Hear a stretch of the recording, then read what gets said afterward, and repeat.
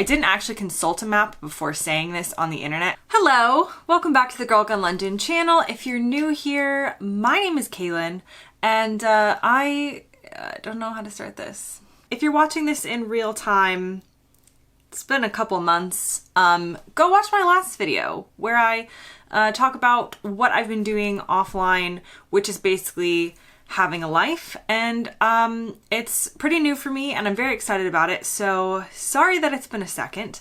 I am coming to you now with another video. Not sponsored, only sponsored by my mind, and coming up with differences between the UK and the US because that's the content that you guys used to like, so comment below if you're still around. Let me know what you've been watching in the meantime. Recommend some other good YouTube channels for when people like me disappear for months at a time. Let's get started. This is a UK versus US video, like we used to do back in the day. I have lived in the UK for 11 years now. I feel like I used to say in my videos 10 years.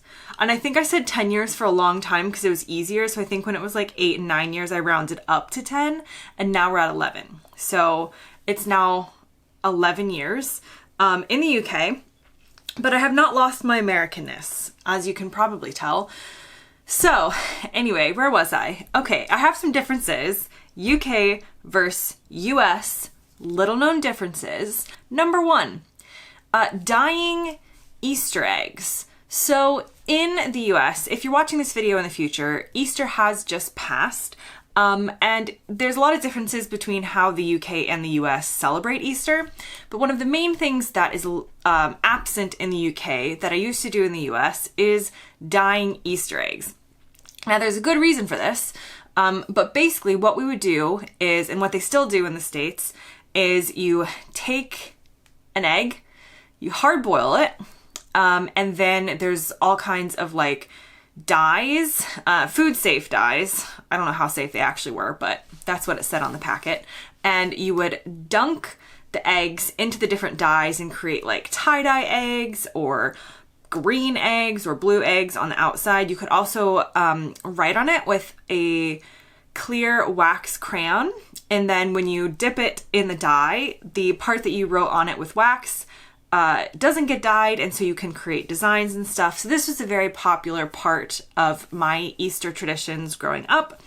We don't do it in the UK, and I suspect these days one of the main reasons why it definitely is not going to catch on anytime soon is because typically in the US it's incredibly common to purchase white eggs, which are very easy to dye.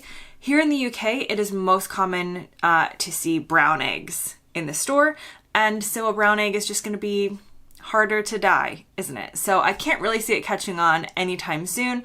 The UK has its own Easter traditions, which you'll know if you're British.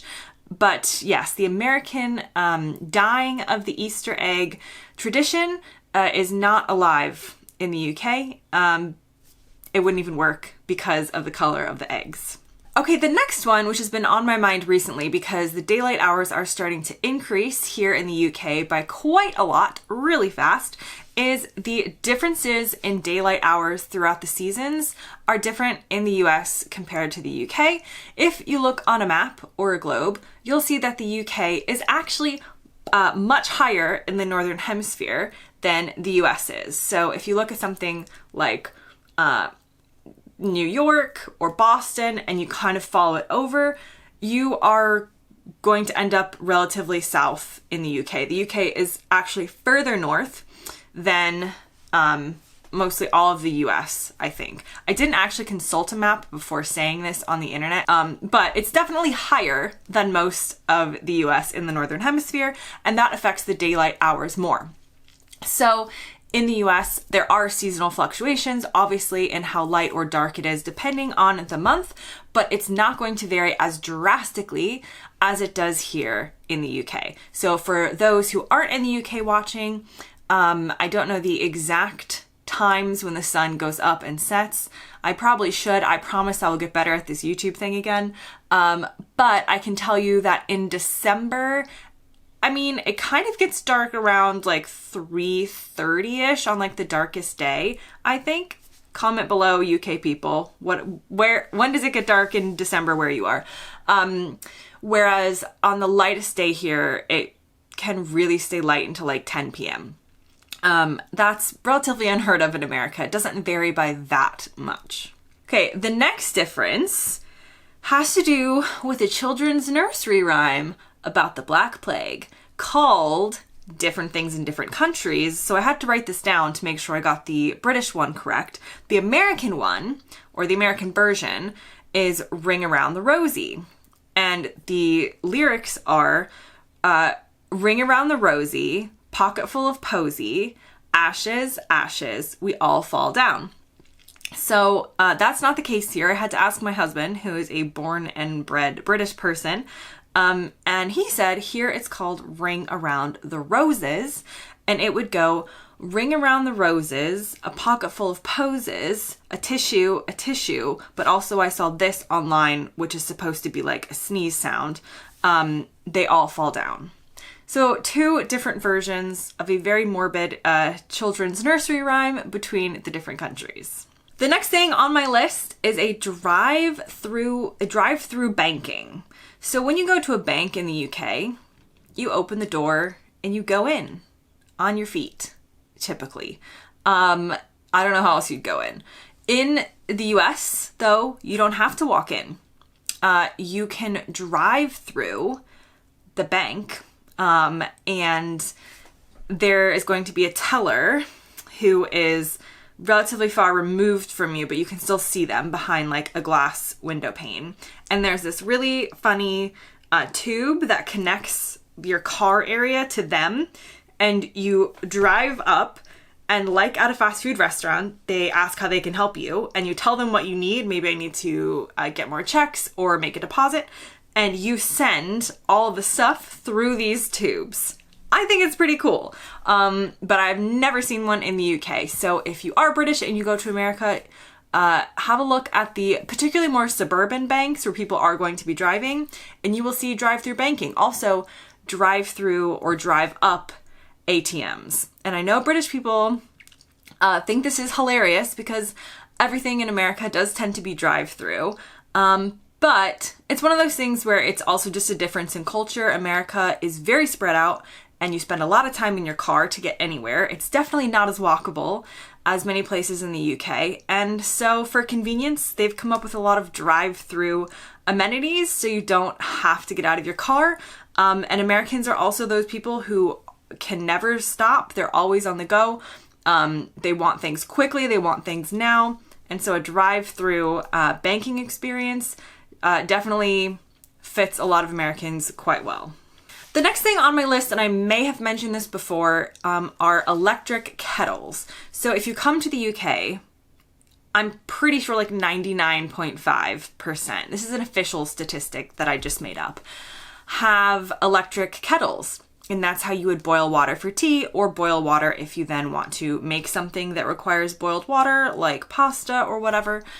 Electric kettles are not common in the US. A lot of people, if you do have a kettle, it's often like a stovetop one, or people either heat up water in the microwave, or if it's something like I'm making pasta in the US, I just don't pre-boil the water. I just boil the water on the stove.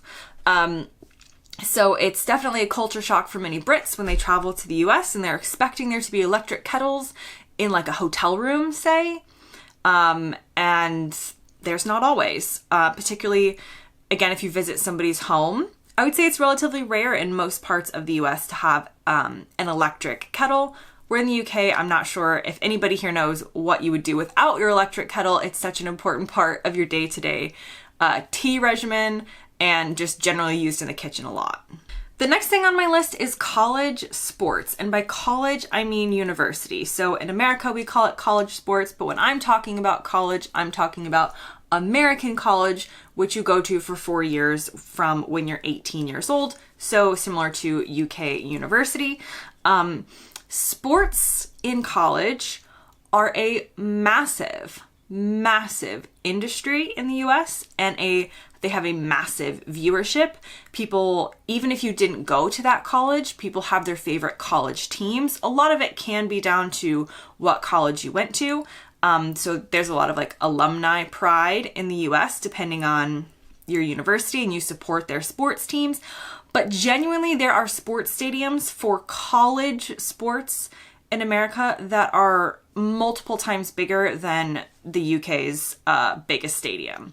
It is completely different from somewhere like the UK, where college sports are not a thing.